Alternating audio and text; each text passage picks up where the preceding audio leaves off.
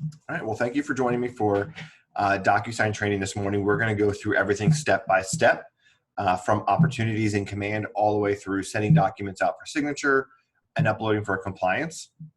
As I'm going through the training this morning, feel free to interrupt me with any questions. You can either type it in the chat box or unmute yourself. Let me know. My goal is for you to walk away from this training this morning to feel a lot more comfortable and confident using DocuSign. There's still a lot more that we can learn, so always reach out to me with any questions. And as a part of a new training series I'm setting up, I'll be doing a little bit more a DocuSign 2.0 and 3.0 trainings. So to get started this morning, I am going to go to the opportunities.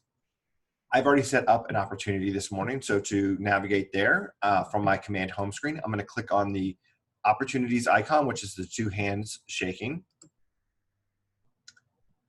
And then I'm going to select on all opportunities to get to a list of all my opportunities. You could click on the phase of your sales funnel there, but for me, all opportunities is simpler. And I'm going to come down here to 1234 Main Street, which is the opportunity I created this morning. I filled in all the information here. And now to get started with DocuSign, I'm going to click on the Documents tab. And then over here in the top in the right-hand corner, there's a big button that says Start a Transaction. And I'm going to pause here for just a moment because I want to really reiterate here how important it is that you click on the Start a Transaction button from within DocuSign. By starting a within Command. By starting the transaction within Command, you are linking that Command opportunity with the room in DocuSign. And that's where you will get the main functional benefit of using DocuSign, because you'll be able to upload those documents directly from DocuSign into Command. If you start a room from DocuSign directly, you will never be able to retroactively connect that room to an opportunity. So then you would be stuck downloading the documents to your computer and then manually uploading them into Command. So that's why it's really important that you click on Start a Transaction in Command. Another thing I want to point out here is if you have been using .loop and you started a transaction in .loop, you are unable to switch from .loop to DocuSign halfway through the transaction. You'd have to finish it out in .loop or manually upload the documents from DocuSign. So now that I have my opportunity set up, I'm going to click Start a Transaction. And when I do that, it's going to open up a new browser tab into DocuSign. And it's going to have me log in. Well, I guess it already logged me in here because I was in DocuSign earlier this morning. But it could have you, it'll have you log in with your username and password. And then it will drop you off right here in the Documents tab of this new room that you've created. So up here in the top left-hand corner, you can see here is the room name. It is the exact same name that I created the opportunity in Command. So 1234 Main Street Stark Potts listing. And then here is a room ID number. And this, I want to point this out, and this is kind of a 2.0 item, but this room ID number is if you wanted to email documents directly into your room, you could use this ID number to email those documents. So now that we're in DocuSign Rooms, before we do anything, if this is your first time in DocuSign Rooms, we have to confirm your NRDS ID. Your NRDS ID is what is going to give DocuSign the rights for you to access the Georgia Association of Realtor forms. If you do not confirm that NRDS ID, you will not be able to use any of those GAR forms. There are two ways that you can confirm the NRDS number, and I'm going to show you both. The first is here in the Documents tab.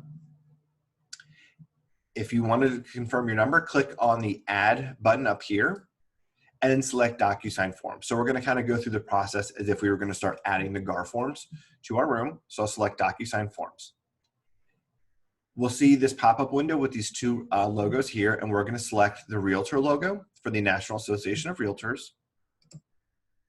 And now we would put in our NRDS ID number here. That being said, I've only met 2 agents that have actually remembered their NRDS ID number off the top of their head. So thankfully, DocuSign has provided a URL, a link right here to find your NRDS ID. So you can click this link and it will open up a new browser window. And here you can use your last name, email, and or your real estate license number to look up your 9-digit NRDS ID. So I'm going to use my last name and license number. I can't remember if I used my KW email or my Gmail when I set up my Realtor Association. So I'm just going to use last name and license number. And then here is my NRDS ID. So I'm just going to highlight this, right mouse click, and copy. I'm going to close out of this tab because I don't need it anymore. And I'm going to paste that number in here. So just paste in. Enter your last name. Now make sure that your last name here matches the exact last name that you have with your Atlanta Realtor Association. If you have been married or divorced or any name changes, you need to make sure that it matches. Otherwise, the systems will not be able to sync. So after I've put in my ID number, my last name, I'm going to select the Georgia Association of Realtors. So I'm just going to scroll all the way to the bottom because the Georgia Association of Realtors is like 12th from the bottom.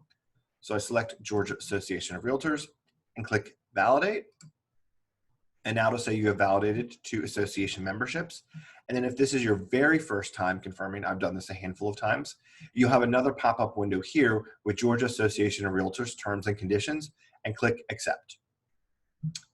So that's way number 1 that you can confirm your NRDS ID. The second way is through preferences. So I'm going to click cancel here, and I'm going to navigate to preferences really quickly. To get to preferences, in the top right-hand corner, you'll see your image if you've added a profile picture or your initials. Click on that. And then this drop-down menu, you'll select preferences. And then over here in the menu on the left-hand side, select integrations. And then scroll down just a little bit, and you'll see NRDS information. And here you can fill in your NRDS ID number. And then to the right of that, it will have that same find your NRDS ID number link. So you can click on that to then search your email, last name, and license number to find your 9-digit number. And then you would fill in your last name and select Georgia Association of Realtors. Any questions on confirming your NRDS ID? Hi, Nick. Do we need to confirm, excuse me, our NRDS number every single time we have to? No, it'll just be the first time that you log into DocuSign. Once you do it once, you're good to go. Okay, thank you. You're welcome. All right. So now that we've confirmed our NRDS ID number and we know we have access to the GAR forms, now we can get started in our room. So I'm going to click on Dashboard. I'm going to navigate back to the room that I just set up. So 1234 Main Street. And I'm going to click really quickly back into the Documents tab because this is where Command will drop us off when we start a new room. So once you've confirmed your NRDS ID number and you're starting to create rooms more regularly, this is where you'll end up. But before you start adding any GAR forms to your room in the Documents tab, we need to update the Details tab. And by updating the Details tab, that will be the information that will feed into all those GAR forms that we're going to use for this transaction. So before you do anything, click on the Details tab here. And you can see here's their room name. It says list side because I selected a listing this morning.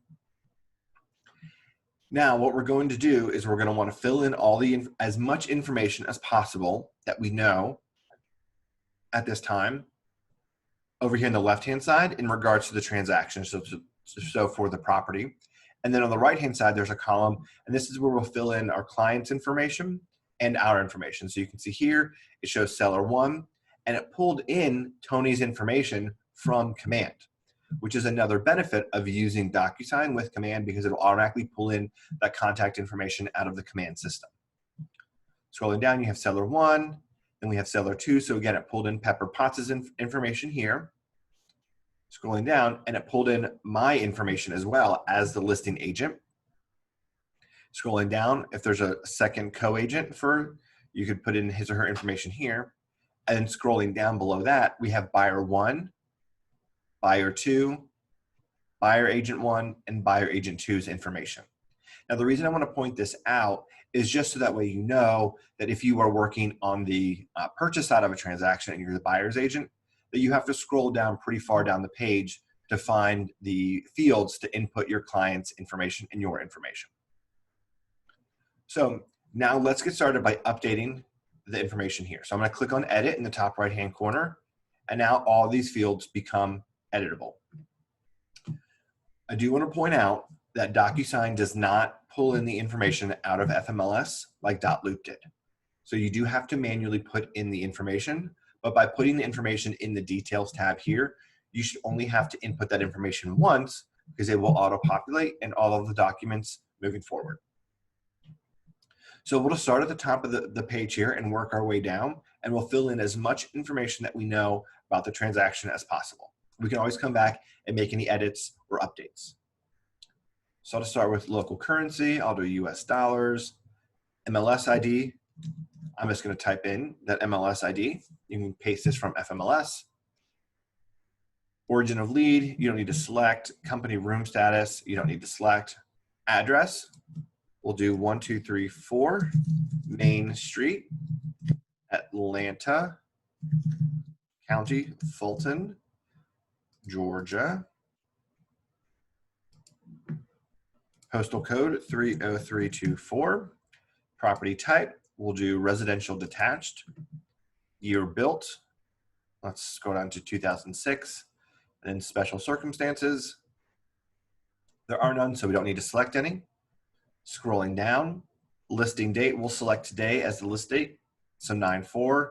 Listing expiration date, we can just do 10/4, so we'll give it a month. Original listing amount, $415. Current listing amount, $415. Local original listing amount, $415 and $415. We'll scroll down, we'll see offer details. We're just listing the property, so we don't have any offer details just yet. We don't have a highest bid confirmation or closing details. And no property details, you could fill this in if you want, but it's not entirely necessary. So I'm going to scroll back up to the top because now I want to double check the information for my contacts or my clients in the right-hand side. So I want to double check and make sure that command pulled in all of the correct information. So here we have Tony Stark, phone number, and email address. At the very minimum, you need to have your client's name and email address in the details tab. If you don't have their email address, you won't be able to send them the documents for signature. So I have his information here, scrolling down. We have Pepper Potts information, so seller 2, and her email address, which is just my personal email. And then scrolling down, we have my information, so pulls in my phone number, email address. Now for company name here, it's going to pull in Keller Williams Realty First Atlanta. If you're an agent with First Atlanta, I recommend you just delete Realty and leave it as Keller Williams First Atlanta. So that way it fits properly in all of the fields. When you have Keller Williams Realty First Atlanta, it will override some of the other text on the DeGar forms. And if you're with the Atlanta Perimeter office, Lynn has approved you to use KW Atlanta Perimeter, so that way it fits in as well. So I'll finish filling in the address here. So we'll select Atlanta, country, United States, state, Georgia, 30342. And I'll have a co-listing agent. Now you may feel like you want to add in the buyer's information or the co-op agent's information down here, which you can if you want to. But I want to point out here, and I'll point it out again later on, my recommendation is to never send a co-op agent a document for signature from DocuSign unless everyone has agreed to all the information. If you're still negotiating a deal or negotiating an amendment, send that document as a PDF directly from your email, because if you send a document you're still negotiating on and that agent doesn't sign it, DocuSign will not register that document as being completed, so you will never have a signed copy of that document in your room. All right, so all the information looks great, so I'm going to scroll back up just to give it another once over.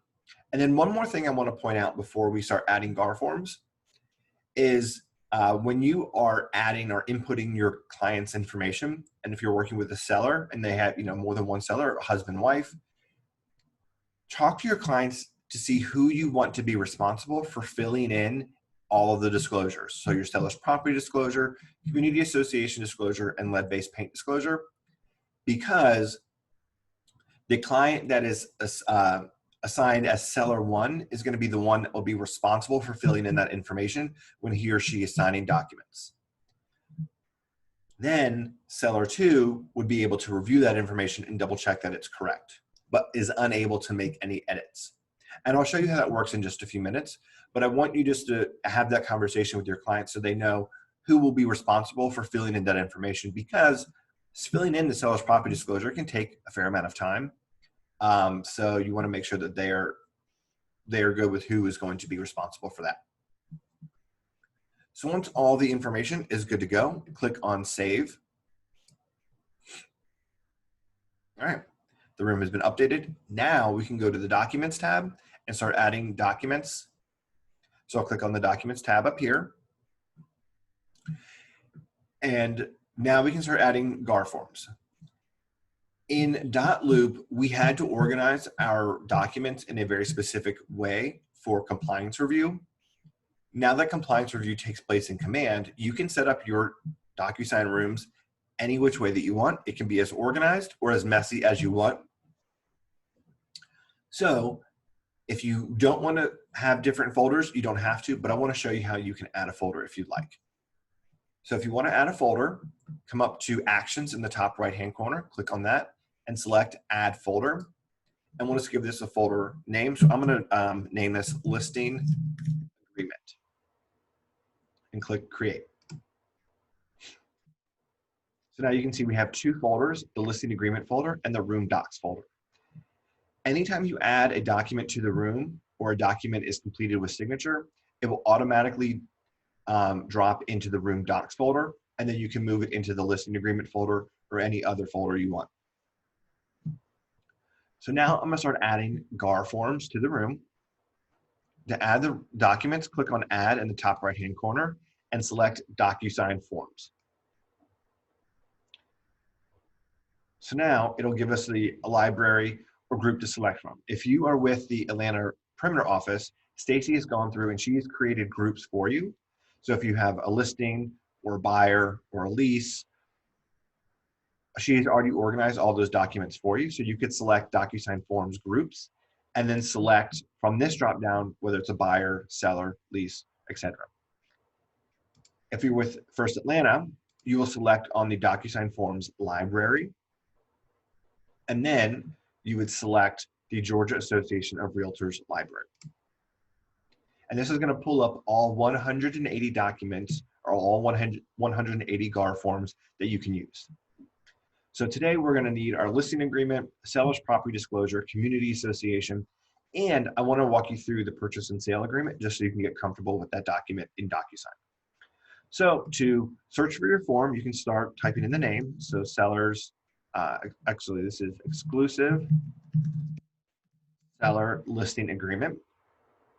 And one thing you want to be mindful of is start to learn the form numbers. So you can see the exclusive seller listing agreement is F101 because there are 3 listing agreements here.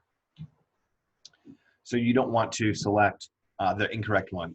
I have done that a few times and it is a little embarrassing, and then you have to send a void envelope to everybody. And so just be mindful of the documents that you're adding. So we have our listing agreement. Now we need to have our seller's property disclosure. So we'll go through and make sure that we select the right one. So we have condo, land lot, new construction, and then here we have our exhibit 301. So we'll select that. And then we'll type in community association. Here we have F322. And now we want to add the purchase and sale. And I know that this is the F201, so I can search that form number and I can select that. And you can see I have now selected 4 forms that I want to add to my room. Now this number will update every single time you select another form. So you can select multiple forms to add to your room all at once, so you don't have to click purchase and sale agreement, add, and then reopen this folder and then add each individual document. So I'll click add here. The page will refresh, and you can see that those documents automatically drop into the room docs folder. But I want all the documents for my listing agreement to be in the listing agreement folder. There are two ways that you can move documents from one folder to another.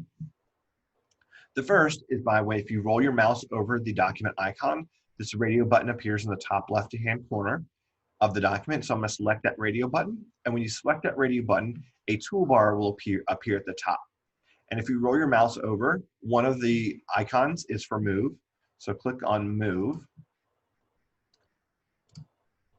And this will allow us to select a destination, which will be a folder in the current room. And then it'll show the list of folders. So I'm going to select listing agreement and then click move. The page will refresh, and it has now moved that document into the listing agreement folder.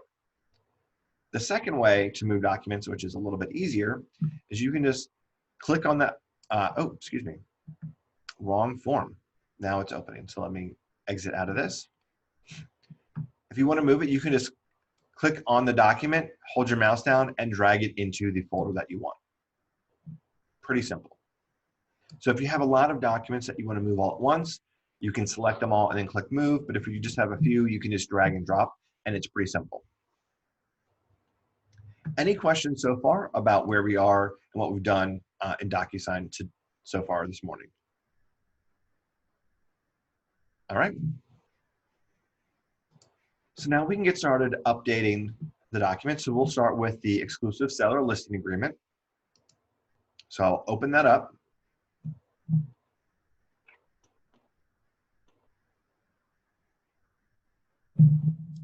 All right, and you can see here at the top, it's pulled in that information that I included from the details tab. So I can what I recommend is just always start at the top of the document and work your way down and fill in the information. It's going to be a very similar process and feel, excuse me, to what we had in DocuSign, or sorry, Dotloop. So to fill in the information that I need here, so we have our tax parcel ID, so I would paste that from the tax records. Our legal description, we would select the attached as an exhibit, or if you're like me, you can use the deed booking page and you can just paste that information in there.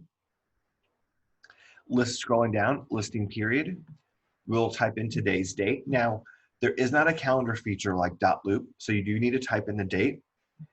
So I'll type in September 4, 2020, and then I can click tab, and that will take me to the next box, and we selected October for 2020 as the end of the listing agreement. One piece of feedback I received from a top producing agent is to always type in the full address and not use the numbers, just because this way, by typing in the actual word September and October, you minimize any potential for error or confusion. So I've started doing that here. So the next is broker's duties list price, and this pulls in the list price of $415 that I included in the details tab. One thing I want to point out here is that for whatever reason, in DocuSign, if you put a comma in the list price field, it will automatically delete that comma, so don't worry about it. So it'll just show the full price without any commas. So for field number 4, seller does authorize a broker to assist. And then item number 5, marketing. So we'd fill in FMLS, GAMLS, and KWLS. One thing I want to point out here, I like to mention on all these trainings, is that today's training is about how to use DocuSign and how to use those forms and fill in the information. It is not about what is the correct information to fill in. Always refer to your broker and or closing attorney for what the correct information is to fill in any of these fields. Because what you'll see is I'll use a lot of abbreviations today, things that I wouldn't actually do if I were actually sending a document to a client. Going down to field 6, the commission the seller agrees to pay. We negotiated a 6% commission, and I'm going to share 3% of the sales price with the co-op agent. Protected period, 90 days. I'm an independent contractor, And then we do not offer dual agency or sub-agency.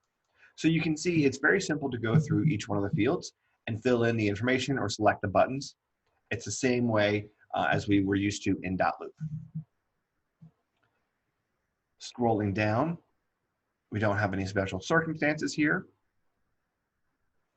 Keep scrolling, and we're still scrolling.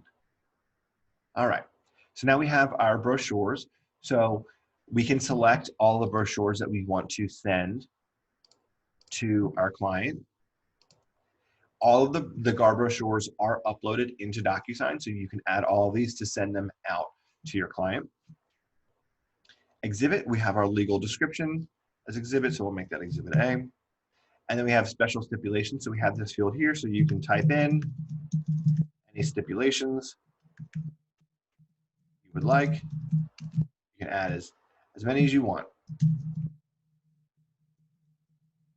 One thing I do want to point out here is that this is the size of the field for to type in the stipulations. If you need more room, you would need to check the additional stipulations are attached field there. Scrolling down, now we get to our signature page, and you can see it added both clients' names and email addresses to the forms, which is fine. We just want to double check and make sure those look good to go. Now we'll scroll down to my information as the listing agent, and I just need to fill in the remaining fields here. So my office code, so KWFA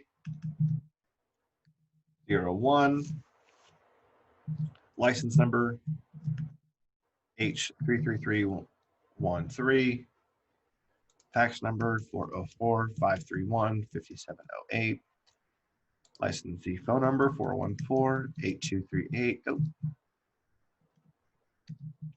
fax number 531-5708, license number, and I'm a member of the Atlanta Realtor Association. So a lot of those fields for like the office code and brokerage firm license number, those fields will be the same throughout the transaction. We have had some conversations to figure out if there's a way that DocuSign could add that information so that way it populates every single time, so that way you don't have to add it in every single time you start a new transaction. So once all of the fields look good to go, I can click Save and Close. There's a button here at the bottom of the document or up here in the top right-hand corner of the document. Click Save and Close.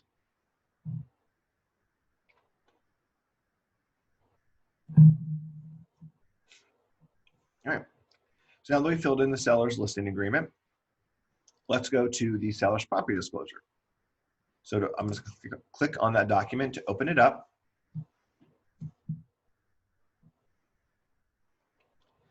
And then just like before, we'll start at the top of the document and work our way down. So you can see it's filled in the property address here, but we don't have an offer date. So we're good to go. We can leave that blank. And I don't have an exhibit letter yet, so we can leave that blank as well. And scrolling down, you'll see that there are no fields here for me to fill in or no buttons for me to check. That's because in DocuSign, for all of the disclosures, all of those fields are mapped to seller one. Us, as the agent, do not have access to fill in any of those fields in DocuSign. There's two reasons for that. One, the way the system works is only one person can be responsible for a field, but two, it also protects you as the agent from filling in any information that may be incorrect. We always want our clients to fill in the disclosures. So you'll see all these fields are not here. Now, all these fields are mapped to seller one, so he or she will be able to fill them in when we send these documents for signature. But right here at this phase of DocuSign, we are unable to fill, none of those fields are present. I'll show you in the envelope in just a few minutes how those fields are mapped. So scrolling down, just want to double check and make sure that there are no fields that I am missing as the listing agent.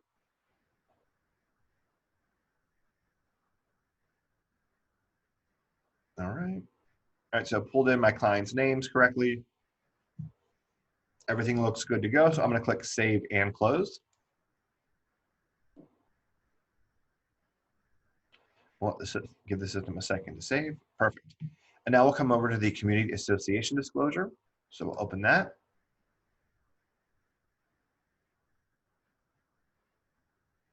And again, same thing as the seller's property disclosure, just start at the top and work our way down. We don't have an exhibit letter yet. We don't have an offer date, and it pulls in the property address.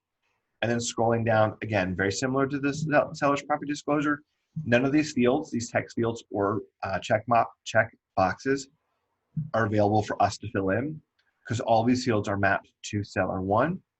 So we'll just scroll down and make sure that there aren't any fields mapped to us as the listing agent that we're missing. And then we click Save and Close. It's that simple.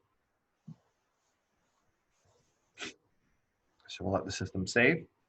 Now, while we're here in the Documents tab, I'm going to walk through the purchase and sale agreement because that document is going to be at the core of any transaction we have. So I want to make sure everyone is really comfortable and familiar with it. So I'm going to click on the document to open it. Now, I understand that today's example, I'm the listing agent, so traditionally I wouldn't be the one filling in this document, but I just want to walk you through how to use that document and what to be mindful of as you're filling it in.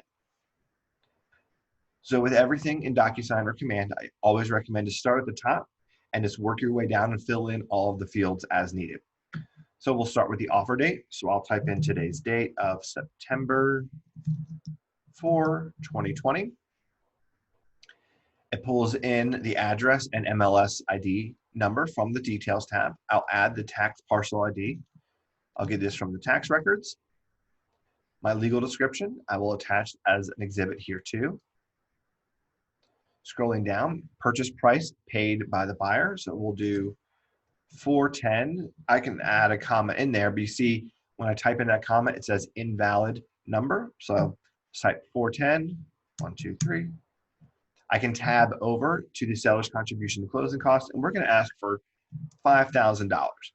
Now, for whatever reason, in the closing cost, you can add a comma. So add it if you'd like. The next is going to be our closing date. So we'll do 30 days. So let's do October 2nd, 2020. And possession will be at closing. So you can see all you're doing is just going into the fields, typing in the information or checking the boxes the same way we did in .loop. Very simple. Holder of earnest money, we'll do KWFA. Closing attorney, we'll do Campbell and Brannon. Earnest money, we'll do paid by check. And we'll just select B, so we'll do $4,100, so 1% within 3 days from the binding date. The inspection due diligence, we'll do 10 days for due diligence. Scrolling down to number 9, lead-based paint was not built prior to 1978. Perfect. So for 10, so the listing broker is Keller Williams First Atlantic. We are representing the seller as a client. And then the selling broker, we can just do Harry Norman for today. Norman. And they are representing their buyer as a client. Material relationship, none that I know of. And then time limit of offer, we'll do 12 p.m. on September 5th. Perfect. And now you'll see here that none of the signature fields are included. Similar to the other documents, all the initial and signature fields are added in the envelope. So in .loop, you could sign right here in the document while you were editing it. DocuSign only allows you to sign once you've sent out for signature. So I'll show you that in just a minute. So don't be worried here. Scrolling down. We'll keep scrolling. And scrolling. Perfect. So now we get to our exhibits. So we are going to include our seller's property disclosure. We can make that exhibit A. We have our community association disclosure. We'll make this exhibit B. And then we have our legal description. So we'll make this exhibit C. And then you can just, add any additional exhibits you want. And scrolling down to our special stipulations. So here you can type in the stipulations that you want. That being said, this text box here for stipulations is fairly small. I don't know why whoever was mapping these fields at DocuSign did not include this full space. So if you have a lot of stipulations, which you may, you can paste in as many as you can here, or we have two additional options. One, you can select the additional stipulations page, so you can add that page and then paste in your additional stipulations there. Or you can add a text box in the envelope and put those stipulations in there. And in the envelope, we can edit the size of the font, which we're unable to do within the Documents tab. So you could fit more stipulations in the small box. That being said, you probably would not be the most popular co-op agent, probably the closing attorney or the buyer's agent, but you'd still get those stipulations included. So to type in stipulations, you can just type in, we have stips, more stips, even more, lots more, more. Perfect. So we'll scroll down. We'll see that the system has added our client's name and email address and our seller two's name and email address. Since this document is a purchase and sale agreement and it will be shared with a co-op agent, traditionally, I would have deleted my client's email address off of any document I share with the co-op agent. However, in DocuSign, if you delete or change a pre-populated field on a document, it'll automatically change and delete that information from the details tabs, from the details tab, and every other document in the documents tab. So do not delete your client's contact information here. I will show you in the envelope how we can black out your client's information to protect them.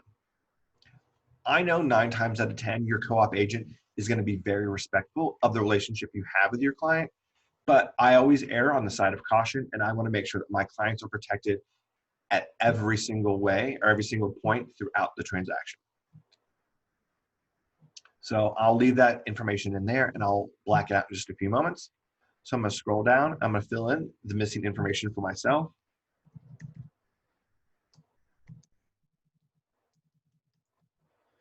I recommend just fill in as much of the information as possible, so that way less likely to get any error messages or notes from Lynn or Alita. Now, if you wanted to, you could fill in the information over here for your co-op agent. That would be nice. If you're in a multiple offer situation, filling in as much of the field as possible would be helpful. So I'll just add Harry Norman here, and then I'll leave the rest blank for now. So you can see filling in the purchase and sale agreement, same process as .loop. Just fill in the missing fields and fill in as much information that you have. And then when you're done, click Save and Close.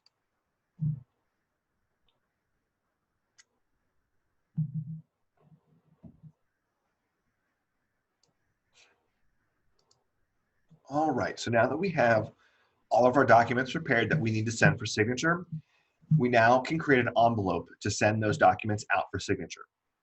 There are 2 ways to create an envelope, and I'm going to show you both. The first way is from within the Documents tab.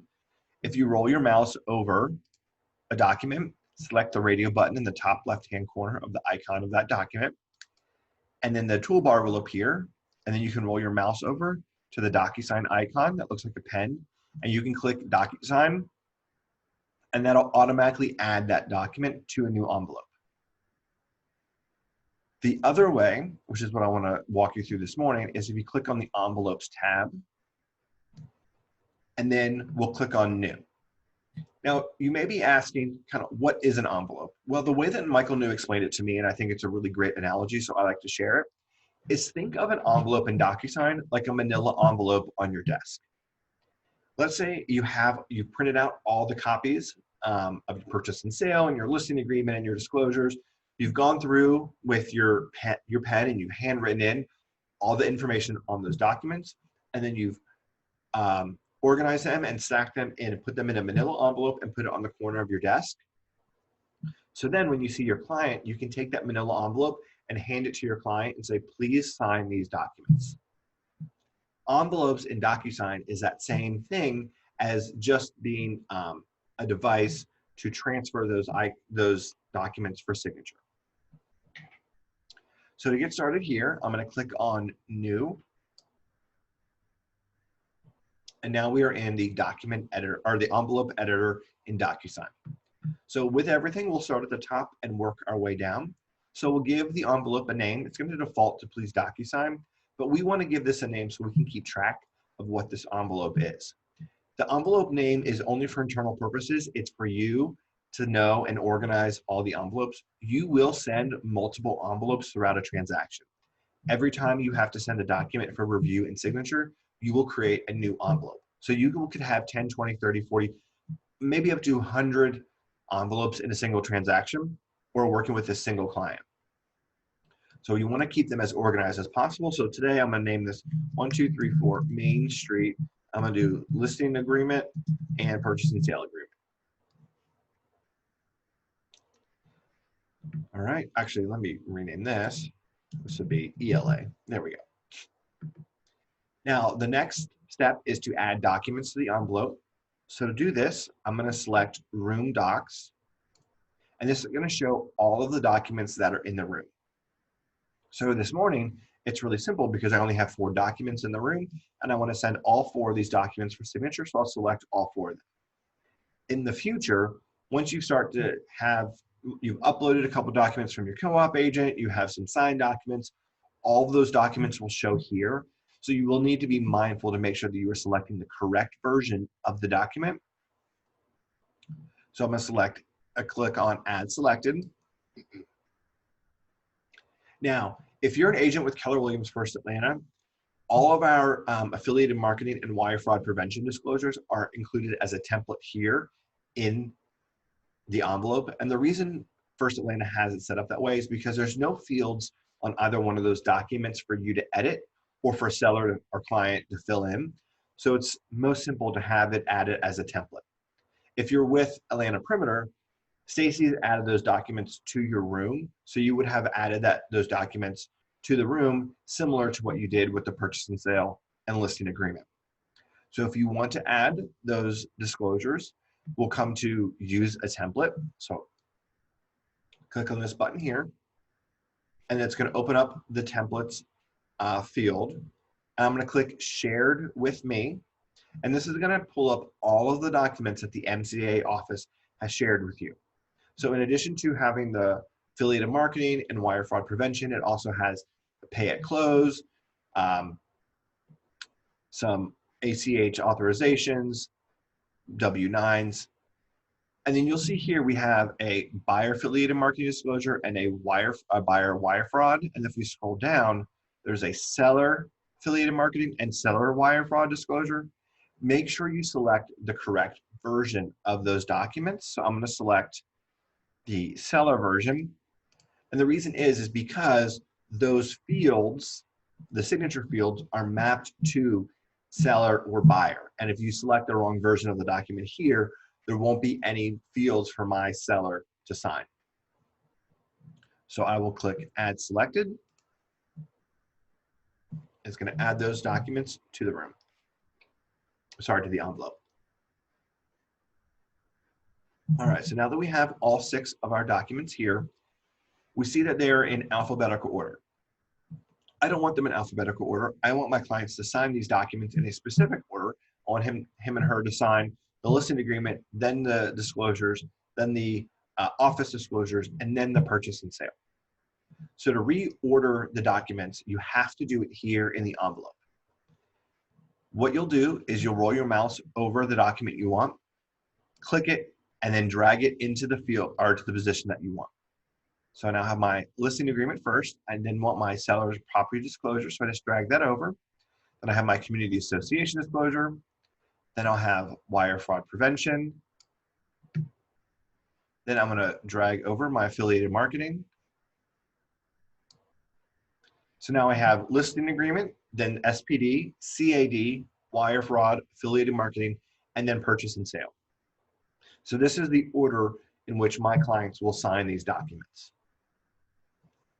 Once we've added all of our documents, we'll scroll down And now we will add recipients to the envelope. And this is where we're going to add our clients and ourselves to the envelope for signature. So click on the Add Recipient button here, and there will be a drop-down of 3 options: pre-tagged roles, room participants, and email addresses. If pre-tagged roles is an option, which it will be 9 times out of 10, always select pre-tagged roles. The reason you want to select pre-tagged roles is because all those signature and initial fields and those fields on the disclosures to fill in are all mapped to those pre-tagged roles that we included in the details tab. So seller 1, seller 2, and listing agent. If you select room participants, none of those signature initial fields or fields for filling in on the disclosures will be mapped to anybody.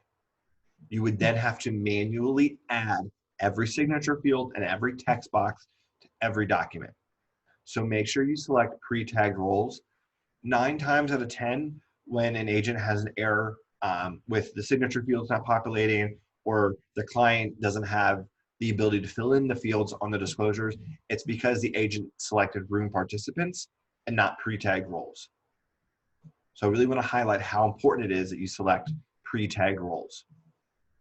So I'll click on pre-tagged roles, and then this window is going to pop up, and I'm going to select who I want to be associated with each one of the roles. So we have seller 1 here. So I'll select seller 1, and I'm going to select Tony from the drop-down menu. Then I'll go to seller 2, and I'm going to select Pepper Potts from the drop-down menu. Then I'm going to come to listing agent, and I'm going to select myself. And then I will click on Add Selected. And the envelope will update with each one of those participants. Give this a second. All right. Now, there's a couple things within these contact fields that I want to discuss. The first, on the far left, you see these boxes, and they each have a number 1 in them. That is the signing order. So right now, by each contact having 1, each contact is able to review and sign the documents at the same time. But there will be times when you want to have a specific signing order, that you want seller 1 to sign before seller 2, before the listing agent. I would recommend that when you are sending a listing agreement and disclosures, that you send to seller 1 first, so he or she can fill in all the information. So then when seller 2 goes to sign, so I'll update that to 2, and then let me update myself to 3. So that way, once Tony is done filling in all the information, that document would then go to Pepper to review and sign, and all of the information Tony put in those documents will appear, so Pepper can review to make sure everything is correct. Then, once Pepper's reviewed and signed, it will come to me, and I can make the listing agreement binding. So it'll kind of save me a step later on for having to make the listing agreement binding later. Nick, I have a question, please. Yeah. Okay, I just did a transaction here, Yep. and I had an issue because they were buyers. My buyer 1 received the email, but buyer 2 did not. It came back to me. I couldn't figure out why buyer 2 didn't get it. But what I did was just have because they're husband and wife, I had her print it out and let him sign it, and then they just emailed it back to me. That is really strange. The only thing I can think of is that somehow buyer 2's email address got deleted, either from the details tab or from one of the documents. So then when you went to send it, there wasn't an email address associated with that buyer 2. Okay. So that's because if they have an email address in the system, then it should automatically send it to them. Or the only other thing I could think of is maybe when you were adding recipients, you didn't, buyer 2 wasn't included here. Okay. It must have been the email address. Yeah. Because I were specifically looking at and numbering all 3 of us here on this screen. It must have been something with the email address. Yeah, what I would imagine happened is that you included the email address on the details tab, and then when you were in a document, you deleted it, because I would have, because that's my habit from .loop. So Uh-huh. then when you came to the envelope, there wasn't an email address associated with buyer two. Okay. So, all right. So now that we've selected our specific order, we have our clients here, their names and email addresses. And then within each one of the contact boxes, we have this drop down, and it's going to default to needs to sign. But if you have a drop down, there are different responsibilities and permissions that we can assign to each person or each recipient. Like I said, it will default to needs to sign, but if they just need to view the document, it will just send it to them to view. They will not have any signing rights. If they need to receive a copy of it, so let's say you want to send this to your lender or your closing attorney once everything is binding, you can include them here as receives a copy. Now you may want to give your partners a heads up that you're about to go binding and to expect to receive that information. But you can easily add them as a copy here. Or if you want to specify a recipient, so if you want to add them as a specific role, you can here. The next, we have more to the right of that, and this drop down, we have two options. The first is add and access authentication.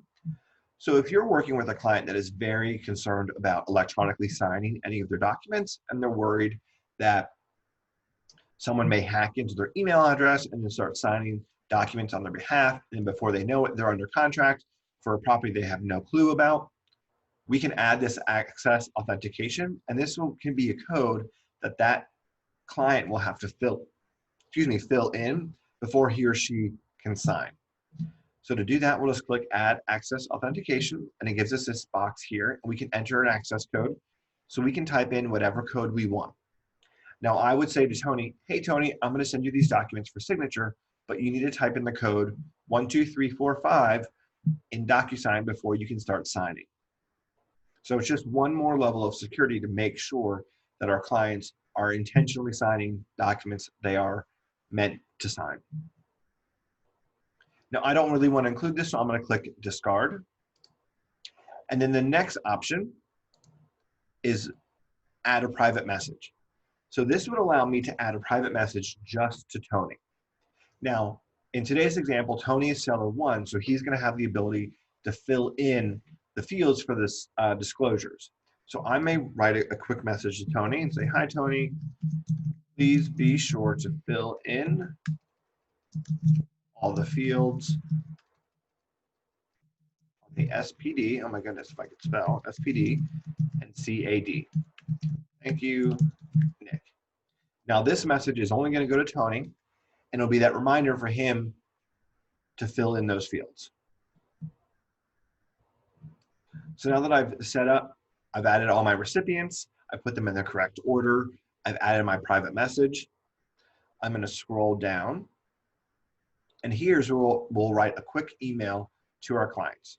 So it's going to default to please DocuSign, which I recommend leave in there, so that way they know that this document is from DocuSign and they do have an action for them to take. But I would update it to include the property address and then include what they're signing. So I'll do listing agreement and purchase and sale. And I'll say, hi, Tony and Pepper, please review and sign the documents. Thank you. So it's a quick message. And then once we're good to go here, we'll click on the next button in the top right-hand corner, and that's going to take us to the envelope editor, where we can start to add signature fields, add any text fields, and make sure all of the signature fields are assigned correctly. So click on next.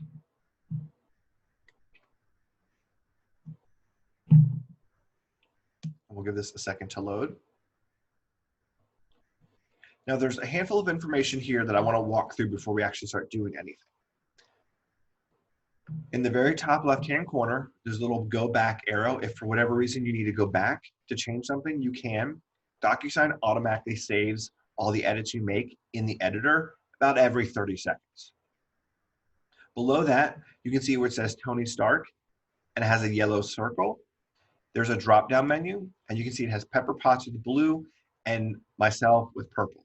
So if you select any one of those recipients, you'll notice that all these standard fields below here change color. And that is to let you know that when you are adding a field to the document, who it's going to be assigned to. So each recipient has its own separate color. And it's just really easy to make things more manageable. In the middle of the page here, you can see it is the documents that we can review, and it will show us where all the signature fields are. Then on the right-hand side, we have thumbnails of each one of the documents. So you can quickly thumb through each page and go to the pages that you need to. And you'll notice here for the listing agreement, it has 3 tabs, a yellow, blue, and purple. That lets me know that on this page of the document, there is a required field or signature for each one of the recipients of this envelope.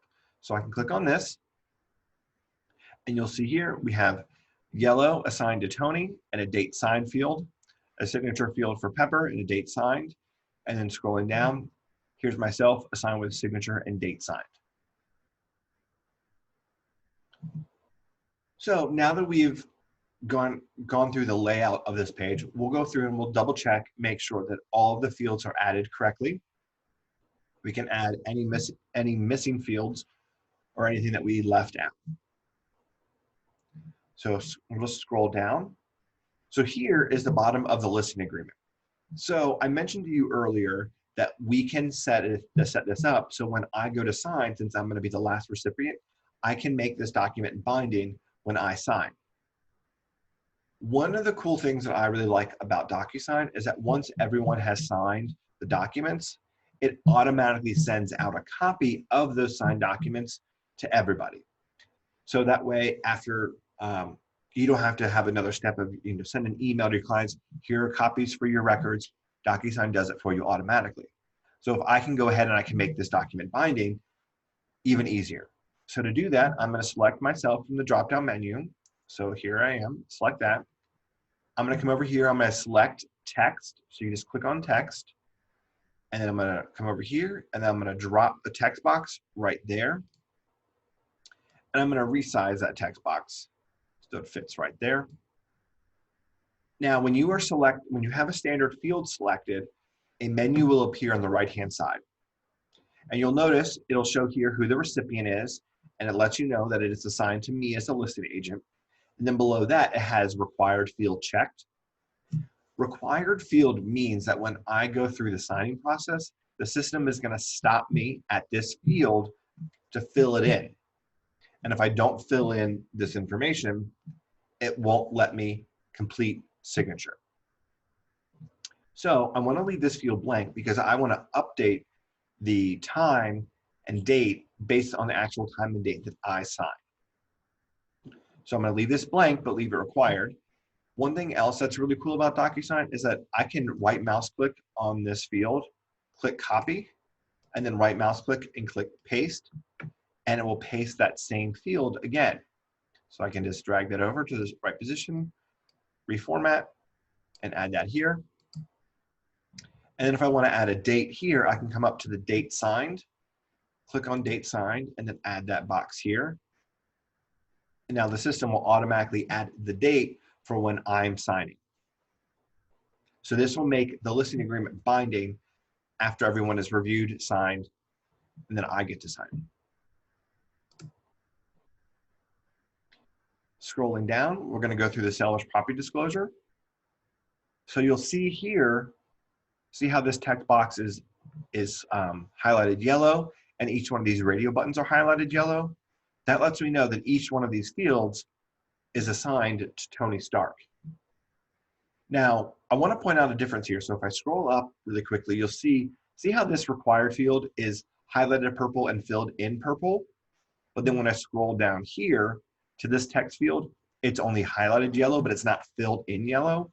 That's because this text field is not required. You can see this box here is not required. What that means is that the system is not going to stop on this text box for Tony to fill it in. the system is going to jump from required field to required field to required field, which usually will be a signature field.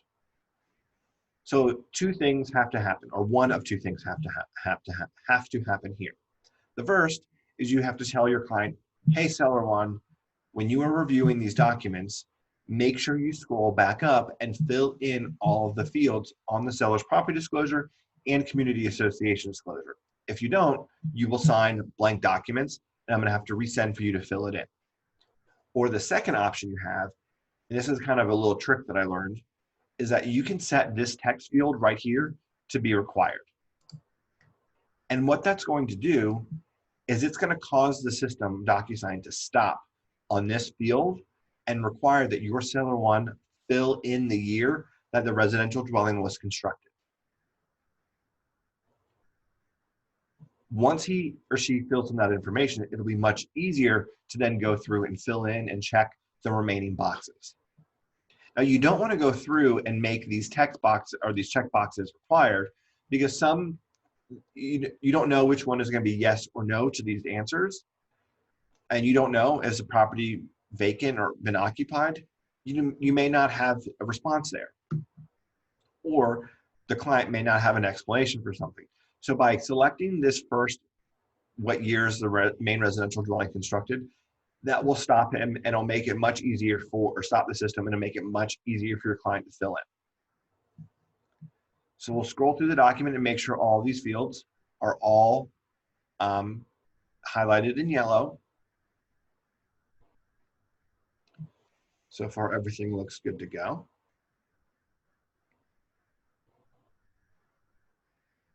Keep scrolling. Now, I just want to point out here, because there are a lot of check boxes on this page. If you do not select pre-tagged roles and you only select room participants, none of these yellow check boxes will be here. So you would have to then manually add each one of these check boxes, which will take a long time. So that's why I say it's very important that you select the pre-tagged roles when you are setting up your envelope. All right, so scrolling down, we'll see here, seller one, signature, date signed, seller two, signature, date signed. Good to go. Scrolling down, now we're getting to the community association disclosure, and this is going to be set up the same way of the seller's property disclosure, where all these fields are mapped to seller one, but you'll notice again, these are not required fields. Now, I don't know if anything about the HOA at the moment. I don't know if it's a mandatory or voluntary, so I don't want to make any of these boxes required. But similar to the trick that I did for the SPD, I want to do the same thing for the CAD. So what I can do is I can come here to the name of the association. I can click on this text box. The menu will pop up on the right-hand side, and I can make this required. And again, this will cause DocuSign system to stop and make sure Tony fills in the name of the association, and thus making it easier for him to go through and fill in and check all the remaining fields. So that's just a simple trick to prevent your clients from signing blank documents. So I'm going to scroll down,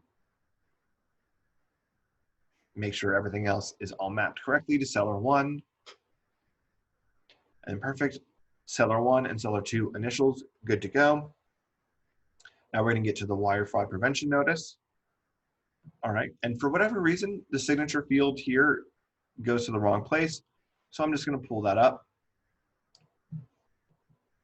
And we're good to go. I'm going to scroll down to the affiliated marketing. Now, for whatever reason, there is not a signature field here, so I'll want to add one.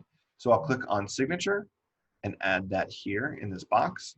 And I'm going to add a date signed box right there. And then I'll come up to the drop down and I'll select seller number 2, Pepper Potts. Click signature, add that here, and then I'm going to add a date signed right there. Good to go. Now we're scrolling down to the purchase and sale. So we will just make sure that everything is filled in correctly, that we're not missing any information. Everything looks good to go. We've checked all these boxes. Check that box, that box. Harry Norman. Here are the seller's initials right here for this document. Scrolling down.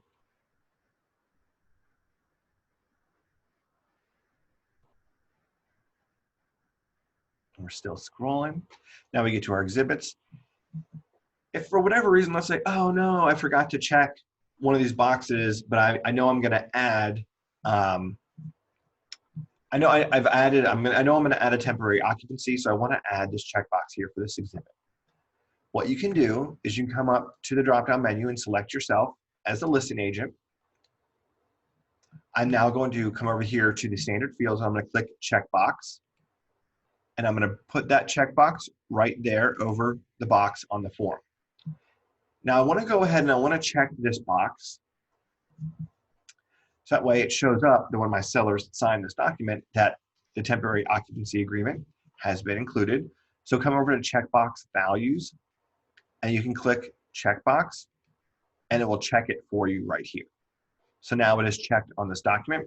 And I also want to select this as read only because I don't want to be able to change this field when I'm signing. I want to select read only so it shows up when everybody signs the document. And now what I want to include is a text box here so I can label the temporary occupancy as Exhibit D. So I'll add text box, drop that here, resize to fit. I'll type in D. And because I want, again, I want this field to show up when everyone signs, I'm going to uncheck required field and check read only. So that way, this text field shows up when everyone signs. So this is a quick, easy way if you miss anything, miss any minor details when you're filling this out, the Documents tab, that you can add it here in the envelope editor. So scrolling down, now we have our, yes. I have a question. So this is just different for me in Georgia, but you've got all these exhibits, A, B, C, D, and I noticed that in this section you have them labeled, but on the documents themselves, you do not have those letters. Is there a reason for that? Yes, so that is because right now I'm just going through the purchase and sale agreement as an example of how to fill it in. Okay. If I were filling in, so it's kind of twofold because right now I'm going through sending these documents out to my clients to fill in as we're getting the listing ready to go. So there wouldn't be an exhibit letter with those disclosures just yet. It wouldn't be until a buyer puts together that offer that they attach those exhibit letters to go along with their purchase and sale agreement. I'm just showing you here how you would fill it in. This is just all for example. It confused me. Thank you. Yeah. No, thank you for clarifying. So scrolling down, we have our special stipulations. And I'd mentioned to you earlier, there's not a big text box there for you to fill them in. So you can add a text box here in the envelope. So let's say I filled in all the stipulations that I could in the Documents tab. I can come over to text here. I can add a text box, size it to fit. So I can drag it over and make it as big as possible. And then I can just start typing in steps, steps, steps, more steps, steps, steps, even more. Uh-oh, but I have so many stipulations that they're too big. It's taking up too much room. Well, when you're in the envelope editor, you can change font size. So if you click in here, I can come over, scroll down to formatting, and I can select 7-point font.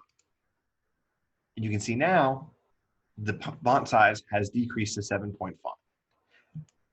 This probably isn't going to make you very popular with the co-op agent or closing attorney because it'll be harder to read, but it is a workaround to fit more stipulations on the actual purchase and sale agreement so you don't have to add the additional stipulations page. And I would want to make this read only and uncheck required. So that way all of those stipulations appear when everyone signs the document. Scrolling down, we now want to double check to make sure that our client signatures appear correctly on the purchase and sale agreement, which they do. And you can see here, we have our client's email addresses. And I mentioned to you earlier that I'm going to show you how to black that out to protect their privacy. The way you want to do that is come over on the far left-hand side of the page to this icon of a pen named Markup Tools. So click on that pen, and then we're going to select line, and then I'm going to come over the email address, and I'm going to draw a line. So once you add that line there, we have our menu that pops up on the right-hand side. I'm going to change the color to black, and then I'm going to change the thickness all the way to 10. So you can see that blacks out the entire email address. Perfect. So now my client's contact email is hidden from the co-op agent. So I can right mouse click this and click copy and paste. And I can drag down the second bar and cover up Pepper's email. So now both of their information is hidden from the co-op agent. So now I'll scroll down and make sure that my signature field here is added correctly, and we are good to go. Now, on the listing agreement, I added those fields here so I can make it binding. I wouldn't recommend that you do that on an initial offer, but if you are sending something out and you know that document's about to go binding, you could add those text fields here so you can make it binding when everyone signs. So now we've gone through, we've double checked our signature fields, added any missing fields, added some text boxes, check boxes. Any questions on any of the work we've done in the envelope before we send?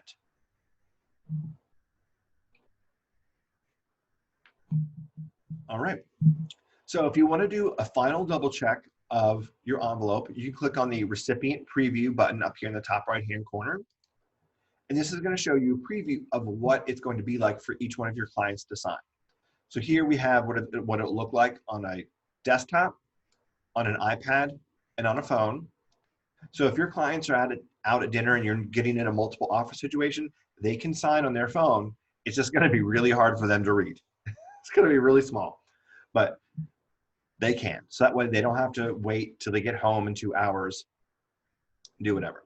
And then you can change the experience of what it's going to be like for each client. Up here in the top left-hand corner, you can select each client's name. So you'll see what it's like for Tony to sign. You can click start, and it'll jump through the process of what it would be like for him to sign. So that way you can just double check and make sure all the fields are added correctly. Once you're good with the recipient preview, you can click the X in the top right-hand corner. So now what I'm going to do is I'm going to click send. And this is going to actually send the documents out for signature. Let me click send.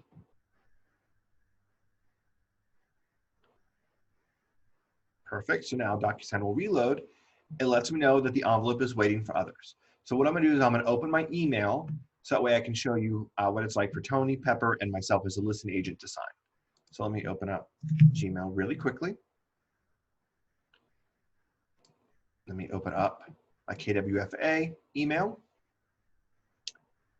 So you can see here, let me delete these from our previous training. Delete. So you'll see here at 11:17, there's an email that says, please DocuSign 1234 Main Street, listing agreement and purchase and sale. Click on that. Scroll down. Here's the message to Tony and Pepper, but here's that private message to just Tony to remind him to fill in the disclosures. Tony will click review documents, and that will open up a DocuSign window for him. He will agree to use electronic records and signatures. Click continue, click start, and it's going to jump to that first required field, which is going to be a signature on the listing agreement. So he'll click sign. Now he can scroll up if he wants to and read through everything. Click sign. It'll ask him to confirm his signature. So if he wants to select a different one or draw one, he can. So adopt and sign. And then now it's going to jump to that first required field on the seller's property disclosure. So see how the system stopped here at what years the main dwelling constructed. So you can type in 2007. And now he can easily go and fill in all of these fields that he needs to. And you see how it's so much easier for Tony because he would not the system would not have jumped past all of these fields. So he can fill in all this stuff, more info,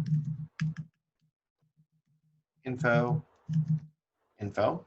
And this is exactly what it'll be like for Tony. And I'm just selecting random buttons here. I don't know exactly what I'm even selecting.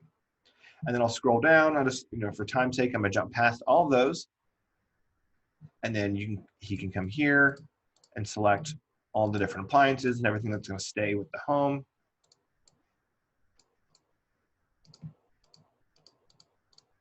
I'm just checking random ones here.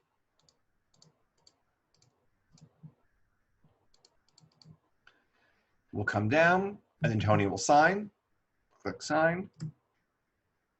And again, it jumps to this community association disclosure and it's gonna stop him at the name of the association. So I'll just type in name of HOA. And then I can easily scroll up and say, oh, which kind of association do I have? We have a mandatory association that costs $1,000 and is paid in 2 installments.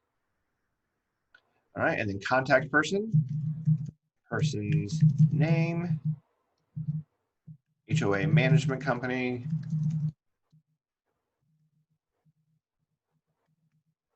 and just fill in the information.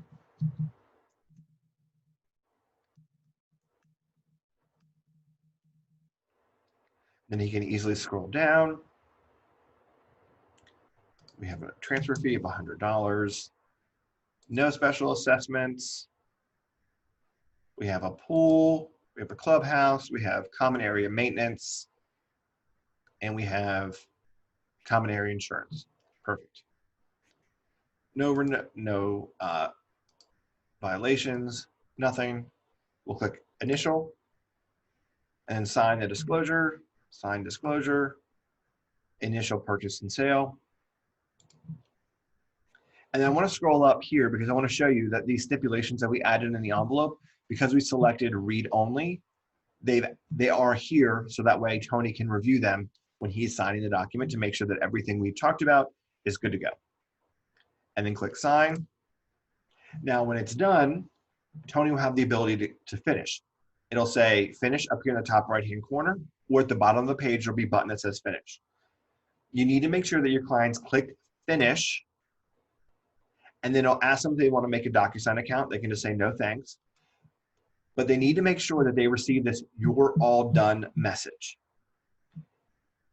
If they do not receive the "you're all done" message, this DocuSign will not show these documents as have been signed and completed. So it will constantly say waiting on someone else. And if you've selected a DocuSign signing order, if Tony never finishes these documents, they'll never go to Pepper to sign. So she'll just be like, hey, Nick, you never sent these documents. I can't sign anything. And I'll say, oh, I did. I'm just waiting for Tony to sign them. And he's like, oh, I did sign them. Well, you didn't click finish and get to the "you're all done" message. So this is what you can let them know. Make sure you get the "you're all done" page. So now that Tony is done, I'm going to come into my email and I'm going to open up my personal email. So that way we can sign as Pepper. So let me click this. It's going to load my message. You can see here it says, please DocuSign. And now it'll scroll down. Oh, this opened up the wrong one. Oh, sorry, wrong email. Let me come here to nicholascore@gmail.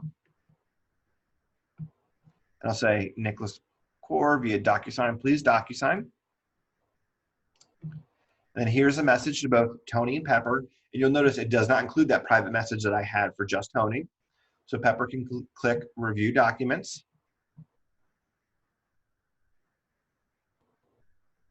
Agree to use electronic records and signatures. Continue. Start. Sign. Confirm signature. And see how it just jumped all the way to the end of the seller's property disclosure? Now I'm going to scroll up, for example, just so I can show you. But you see all these fields that Tony filled in and selected all show up for Pepper as signer too. So this is a great way that if you have more than one seller, that they can double check the disclosures to make sure everything is correct. So it looks like everything's good to go. Pepper can sign. The same thing here for the community association disclosure. So I just want to show you that everything that Tony filled in appears here. Because if there are any errors on these disclosures, your clients will be responsible for any correcting and fixing or paying any differences of the information. So we'll have initial, sign, sign, initial, sign. And now Pepper's done. You can see her email addresses there are blacked out. And then Pepper will click finish. It'll ask her if she wants to create a DocuSign account. We'll click no, thank you. And then Pepper gets the you're all done page. So let me exit out of this. I'm going to come back into my email. Let's give this a second. So now it has my option, please DocuSign, for me to sign as seller 3. So I'm going to click on this, review documents.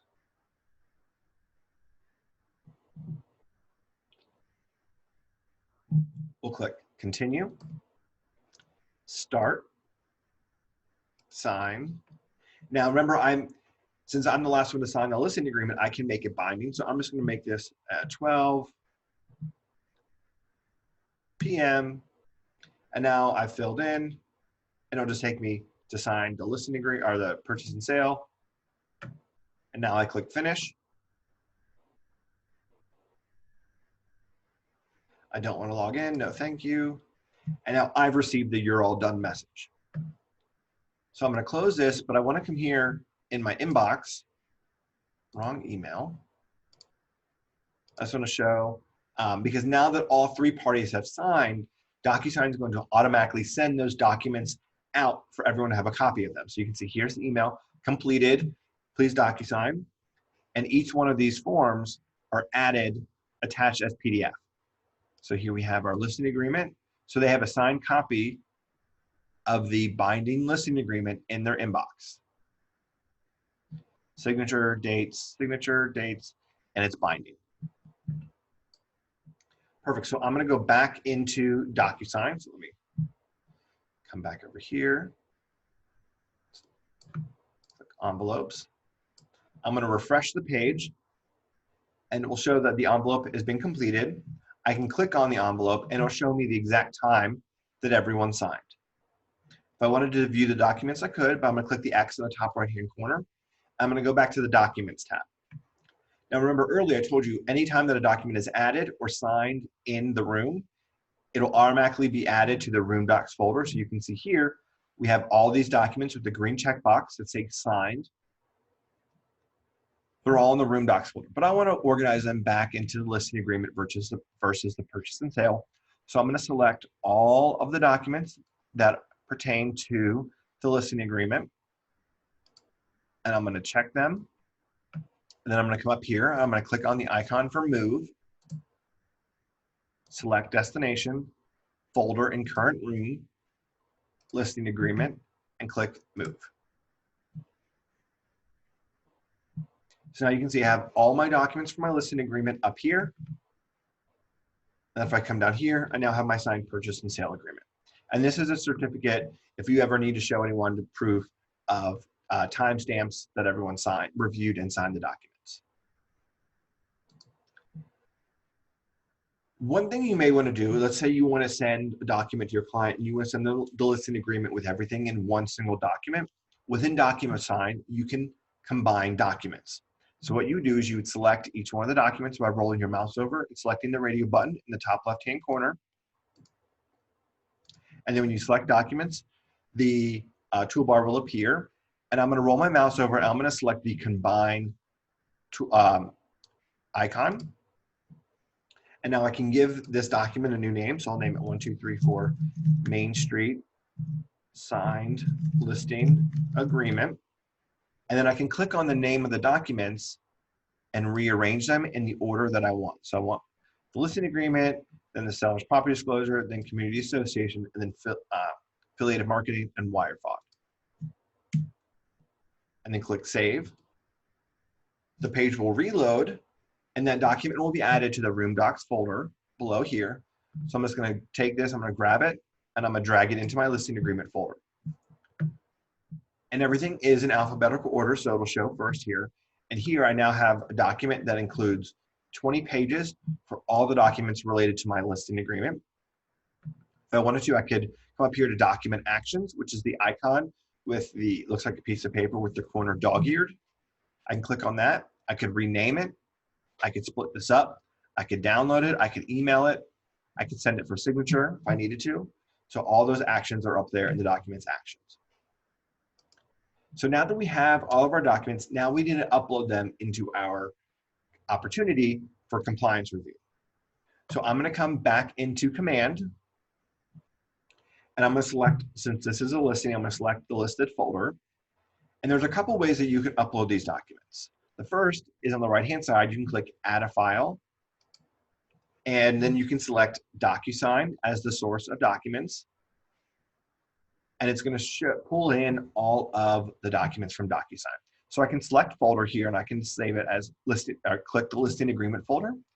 And I can come to the exclusive seller listing agreement -signed. Now you'll see it has the listing agreement but not signed. Always make sure that you're adding the signed version of the document. So I'll select that and click Assign. And now Command is going to automatically upload that document from DocuSign, which is going to be one of the main benefits of using DocuSign from within Command. Now we have a handful of documents that we want to add, so we can click on Attach multiple files.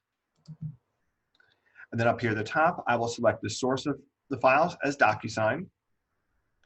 And then what it's going to do, it's going to go through, and I can go to each one of these documents, and I can come over here to the right-hand side in the drop-down menu. And then I can go to the listing agreement folder and select the Community Association Disclosure Signed. Come down to the Seller's Property Disclosure, scroll down, Seller's Property Disclosure Signed. We don't have a lead-based paint, Rawls Group Affiliated Marketing, Affiliated Marketing Form signed, and then Rawls Group Wire Fraud. Scroll down, Wire Fraud Prevention Notice signed. And now I click Attach, and it's going to upload all those documents at once. So we're good to go there. Let's say I want to add a document that doesn't have a pre-populated field here. I can come up here and click Add Item. Give this name. We can just do additional document for training. I can select the document type. The document type isn't too important, so if it doesn't have the exact type here, select one that it's most similar to, so I can just make it an addendum. Again, I can select source of documents, DocuSign, and I can just go through here and select whichever document I need to add. So I'll just, for today's example, I'll just add the certification form and click Save. And now it's added that document down here, and we're good to go. Once you have all these documents uploaded, you would click on Submit to MC. And this is going to submit these documents to the Market Center, to Lynn or Lita for review. And they will provide any feedback. They'll include notes here if you need any. You also get a notification up here at the bell with the red dot that lets you know that you have the compliance event has been completed and you have feedback. All right, so we have gone through our DocuSign training this morning, all the way from opportunity. We've added documents, sent them for signature, and uploaded them for compliance review. What questions do you have? What can I show you again this morning?